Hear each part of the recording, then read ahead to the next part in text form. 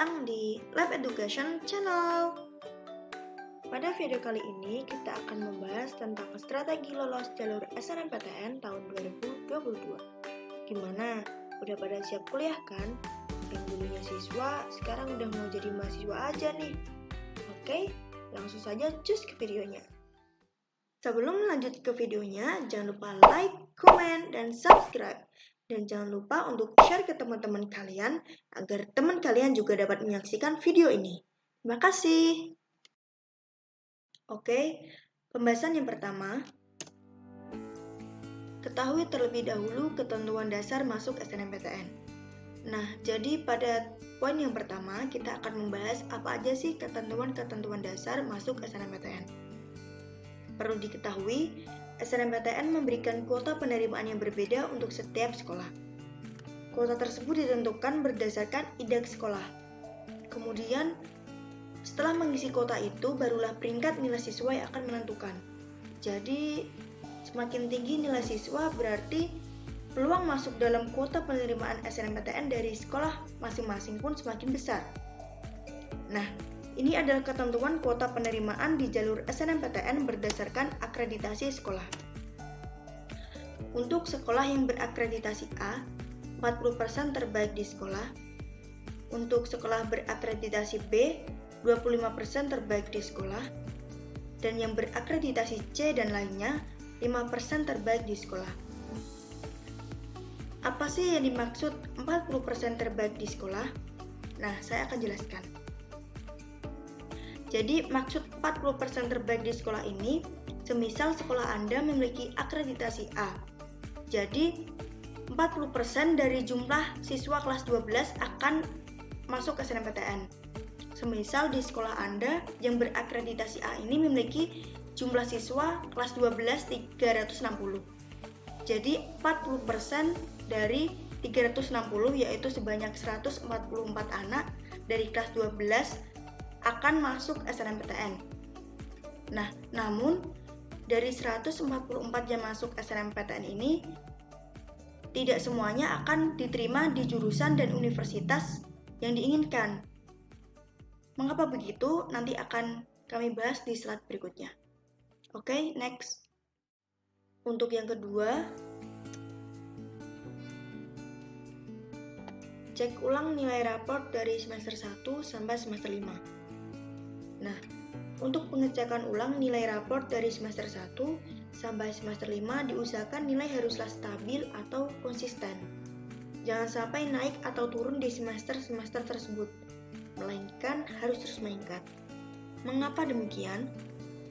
Nah, karena nilai raport dari semester 1 sampai semester 5 ini sangatlah penting, yang nantinya akan diakumulasi untuk mendaftar di SNMPTN.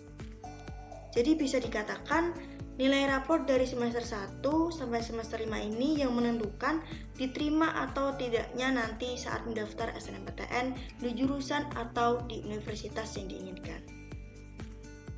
Oke, next.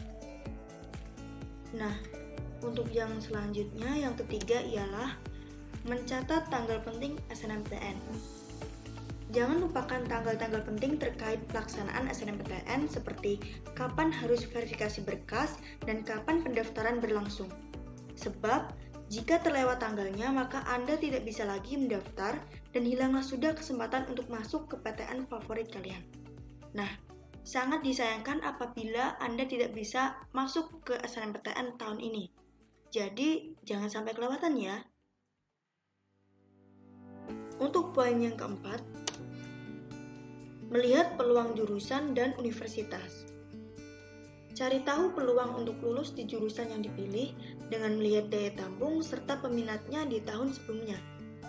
Nah guys, caranya bisa langsung cek di website resmi PTN masing-masing atau juga bisa lihat di laman resmi LTMPT. Di laman tersebut bisa langsung cek perbandingan siswa yang mendaftar di SNMPTN tahun sebelumnya dengan daya tampung yang disediakan oleh program studi tersebut. Apabila jurusan pilihan teman-teman memiliki persaingan yang ketat, maka harus ada strategi yang harus disusun. Apakah nilai yang dimiliki cukup untuk bisa diterima? Atau cara lain yang bisa teman-teman lakukan yaitu memilih jurusan lain yang lebih sepi peminat. Oke, kita lanjut ke slide berikutnya. Nah, selanjutnya kita harus mensurvei jurusan dan universitas yang ingin diambil oleh teman kita yang nilainya lebih tinggi. Untuk apa gunanya? Gunanya supaya kita dan mereka yang nilainya lebih tinggi tidak memiliki jurusan yang sama di universitas yang sama juga. Sebagai contoh, semisal Anda mendapat peringkat 10 sewaktu perankingan. Nah, kalian sebisa mungkin tahu teman-teman yang di peringkat 1 sampai 9 itu mau mengambil jurusan apa dan di mana universitas yang ingin diambil. Tujuannya ya supaya kalian mendapatkan peluang diterima di jurusan dan universitas yang diinginkan tanpa harus bersaing dengan teman sekolah Anda yang nilainya lebih tinggi daripada Anda sendiri. Untuk poin yang keenam, mencari informasi kepada senior atau alumni sekolah kita yang diterima SNMPTN tahun sebelumnya. Strategi yang terakhir ini adalah strategi penting karena alumni sekolah yang diterima jalur SNMPTN merupakan peluang besar bagi kalian agar bisa masuk di jalur ini. Sebagai contoh, kakak kelas Anda banyak yang diterima di Universitas Diponegoro.